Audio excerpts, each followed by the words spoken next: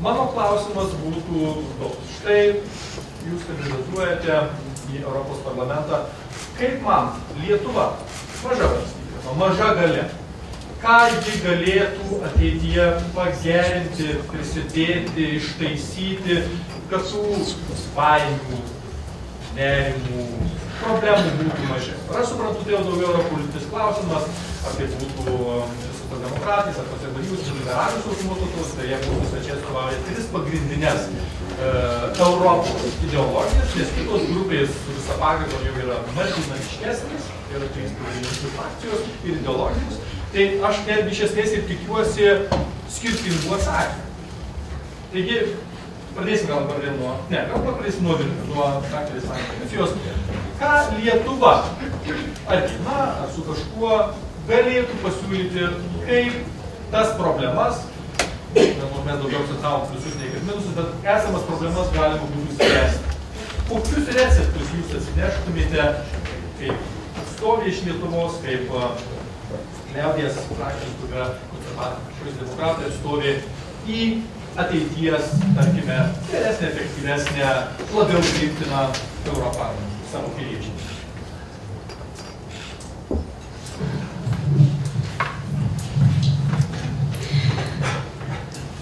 Na, galvoju, kad galvodama, kas šalia mane sėdi, iš kokių partijų žmonės, kandidatai, atstovai, ko gero didelių takoskyrų esminiais, strateginiais, svarbiausiais Lietuvai klausimais, didelių takoskyrų tarp mūsų nebus. Aš taip spėju. Ir mes greičiausiai įvardinsime panašius dalykus. Aš tokių, jeigu aš pasakysiu kažkokią vieną arba klausimą, įvardinsiu kaip pirmą, tai dar nereiškia, kad jis yra pats svarbiausias, bet tas sąrašas Lietuvai mums yra žinomas. Ir ko gero visom partijom labai panašus. Pirmas, sakyčiau, energetinis saugumas. Tai yra tema, kuri ypatingai mums aktuali. Mes puikiai suprantam, kad vieni savo valstybės jėgomis šitos problemos išspręsti mes negalime, kad mums reikia veikti Europos Sąjungoje ir visai Europos Sąjungai reikia daug padaryti šitoje srityje. Ir manau, kad būsimoji kadencija ir Europos komisijos, ir Europos parlamento turėtų būti skirta šitų klausimų sprendimui. Šitai temai. Dar viena tema, kuri, manau, mums irgi nemažiau aktuali, tai yra vertybiniai dalykai, apie ką Linas kalbėjo. Ir Linas, kai aš pirmai tai nesureagau, bet jis sakė, aš esu prieš abortus. Tačiau Lietuvoje, ne visose ES valstybėse narėse, šis klausimas yra vienodai reglamentuojamas, kaip žinia. Yra šalių, kur yra abortai draudžiami, bet daugumoje ES valstybių jie yra leidžiami ir toleruojami.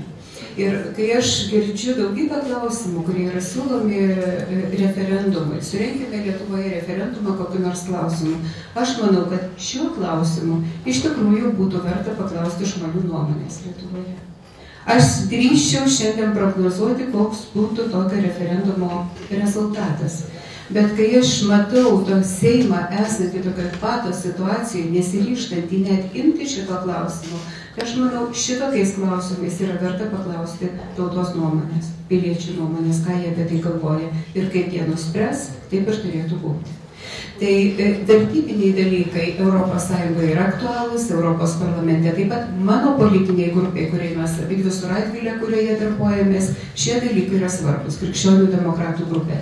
Bet turiu pasakyti, kad netgi joje, kai tenka balsuoti dėl tokių dokumentų kaip Estrelos raportas, ar dėl reprodukcinės sveikatos, abortų, vaikų lytinio švietimo, mūsų nuomonės išsiskiria. Ir dažniausiai mes skylame pusiau, beveik pusiau. Ir tada yra leidžiama balsuoti pagal sąžinę. Frakcija nepasako savo nariams, kaip mes privalom balsuoti, kiekvienas apsisprendžia pagal sąžinę. Tai va šita tema taip pat yra svarbi. Kas dar mano galva yra svarbu? Aš minėjau ir mes puikiai žinome, ES yra pinigų sąjunga. Mes žinome, kas vyksta eurozonoje, daugmaž. Tai Lietuva įsijungs, jeigu įsijungs į eurozoną, žinosime dar daugiau. Tačiau manau, kad spręstinų problemų, kalbant apie eurozoną, apie bankų sąjungą, apie bankinius atsiskaitimus šitoje srityje taip pat yra daug. Ir darbo, ir čia yra ką veikti. Tai gal 3 pasakiau, sustoju. Dėkui. Tai iš esmės, trumpai tiesiog pakartojant, nes tie pagrindiniai dalykai išvardinti, energetika, katalikiškos vertybės, tačiau kalbant apie energetiką ir jau iš dabarties perspektyvos žiūrint, mes jaučiam, kad ko gero, ponia Laima geriau galėtų pasakyti, kad įstojus Lietuvai, Latvijai, Estijai, Lenkijai ir toms valstybėms 2004-aisiais, kurios prisijungė, kad energetinio saugumo klausimas jisai šovė į priekį ir iš tikrųjų anksčiau apie tai net nelabai ten būdavo kalbama ir diskutuojama. Tai vis tik tai rodo, kad mūsų šalių specifika ir mūsų šalių tam tikros problemos ir skauduliai, kurios iš esmės aktualios visai Europoje ir tą pripažįsta, kad priklausomybė ypatingai nuo Rusijos yra didžiulė bėda ir problema, kad kartu mes tais žingsniais, kad ir gal ne visiškai tokiais šuoliais, mažai žingsniais į priekį, bet mes einame ir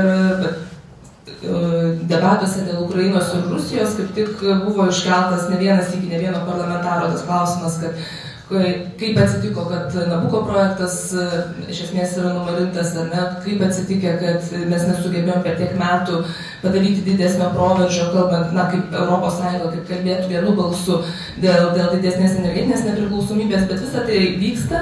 Tai yra ir 3 energetikos paketo dalykai ir visos kitos direktyvos ar reglamentai.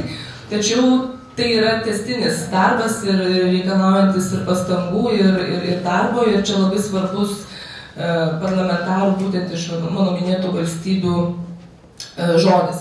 Lygiai taip pat svarbu yra ir santykiai su kaimyninė Rusija. Ir vėlgi čia tos pačios šalis, turėjusios daug skaudžios patirties su šita valstybė, turi ryškesnį galbūt žodį ir nepaisant to, kad galbūt kartais anksčiau buvom vadinami rusofobais ar maždaug, kam čia jūs čia taip, žodžiu, demonizuojat, reikia žiūrėti paprasčiau reikalus ir vysti ekonominės naudos principus šitos santykius, bet ir po pieno produktų blokados ir vežėjų, žodžiu, blokados ir ypatingai dabar, aišku, Ukrainos šviesoje tas vaizdas yra kur kas kitoks ir nesakau, kad visiškai visa dauguma parlamentarų turi vieningą nuomonę Rusijos klausimų, yra ten visokių, žodžiu, herojų, pavadinkim tai, bet šiaip iš principo yra kur kas atsargesnis matymas ir gaila, kad tokiom skaudžiom aplinkybėm, bet yra jau nebevyniojant į vatą įvardinamos mūsų silpnosios, Europos Sąjungos silpnosios vietos, kalbant apie santykius su Rusija ir tai, kad mes turim labai mažą manevro laisvę dėl savo įvairių priklausomybių.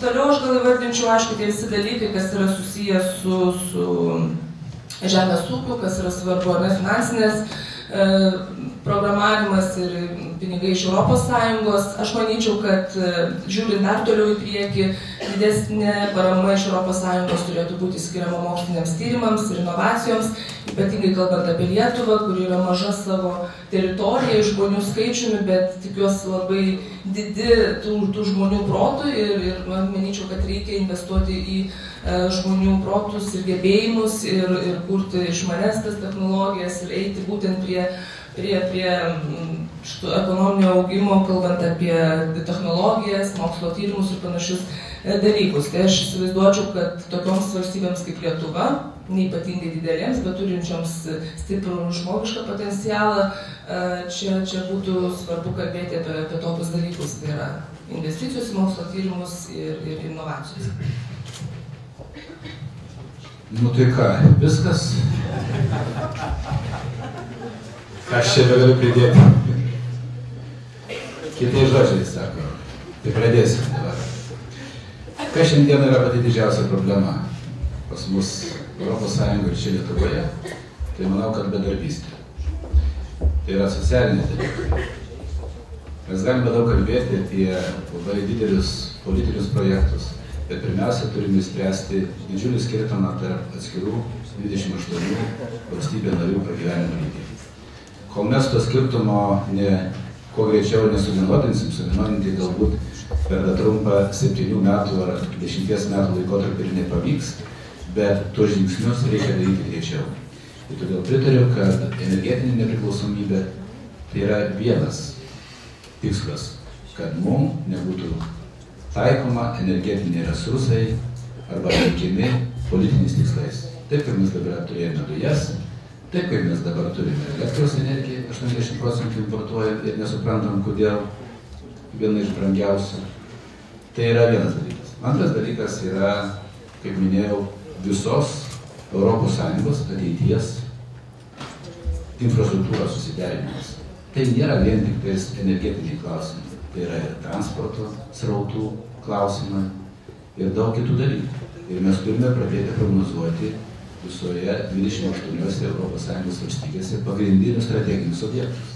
O ne tai, kad mes pasistatom vieną elektrinę vienur, kitą elektrinę trečiur, ketvirtą elektrinę, išleidžiam didžiulius pinigus ir po to nebežinom, kaip reikia susimokėti tas skolas, kurią mes išleidom dėl šitų dalykų. Todėl bedarbystė, kuri yra šiandieną pati didžiausia turbūt problema, mes kalbam apie šitą. Mūsų čia diskusijos irgi su konservatorių, dešiniųjų partijom praktiškai irgi sutampa.